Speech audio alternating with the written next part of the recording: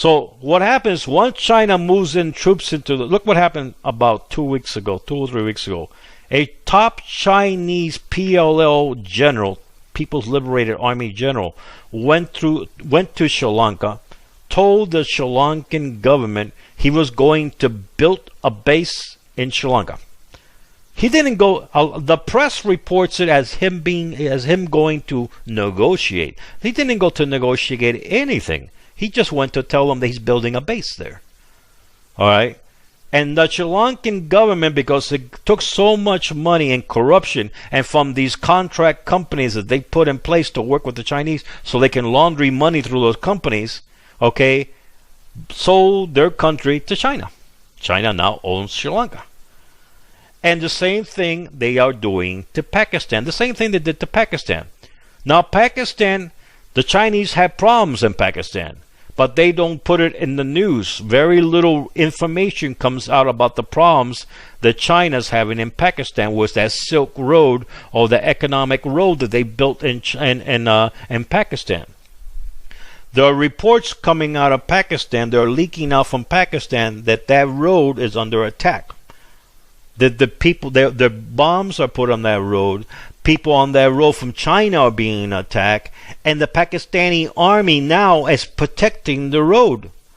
Who is the Pakistani protecting the road for? They're protecting the road for the Chinese.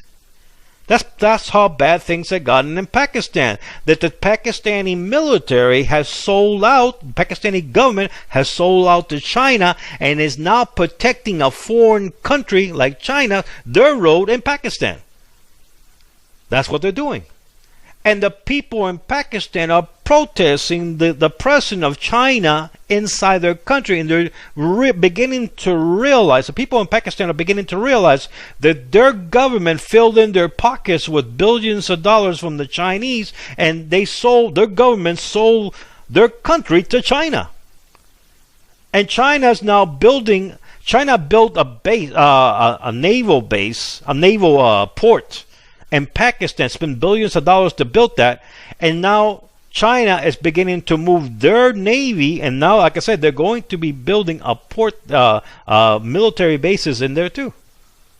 What can Pakistan do? Pakistan now cannot do anything against China, because if the Pakistani government decides to go after China and say, no, we're going to go against you, we're not going to allow you to take over our government, what's going to happen to all those officials? They're all going to be hanging from a tree, or they're all going to be put in prison, because the Chinese are going to start leaking all the information of corruption money that they have been taking from the Chinese. And they'll leak it. The way the Chinese leak this information is, it will just look like they're corrupt, getting money from the contractors, not from China, from the contractors, giving them money to get the contracts for China, for the Chinese to operate in their country. They will do it in a way where China pretty much stays in the clear. They will act like they're innocent, and the contractors are ones to get blamed for it, and the corrupt officials are the ones hanging in the tree or put in prison. All right, that's the way the Chinese will do it. That's the way the Chinese operates. All right, this is what's going on. China's world conquest is not a military world conquest. It's a plan. It's a plan. It goes from A to B to C. They follow a complete plan. Okay, they go in there step by step. All right, they have done, because the plan has worked so much for them. They're now moving the plan to other countries, and it's working great for them. Malaysia is a target of this plan. The Malaysian people need to wake up. Not only, but let me tell you this: if you're in the Malaysian government, if you're part of the Malaysian government, you need to realize that whatever you get from China is a Trojan horse. It is a 100% Trojan horse, whatever you're accepting from China. Because what China's going to do is they're going to try to corrupt you. If you're an official from Malaysia, they're going to try to corrupt you. Keep the evidence of you being corrupt, and then use that corruption against you so they can get influence in your country. And they will do it to the entire country's government. And when the people of Malaysia finally wake up that the country has been taken over by China and that the government doesn't represent the people of Malaysia, it represents the government of China, it's too late to fight China, because by that time there are Chinese troops in your country. By that time, they gotten hold so much of the government, they gotten hold of the police, the military, and all enforcement, and the people of Malaysia only have one thing they can do: an all-out civil war against their government.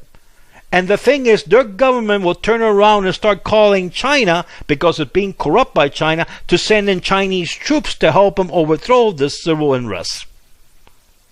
And this is the way China is doing their world conquests around the world. The West is completely asleep. The problem with America has to do with China, because China has corrupted hundreds of American people. They work for the American government.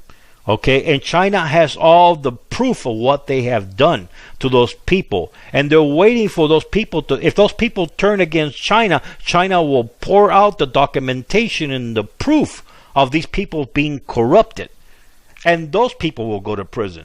That's why they're so desperate to overthrow the government, to overturn Donald Trump's election.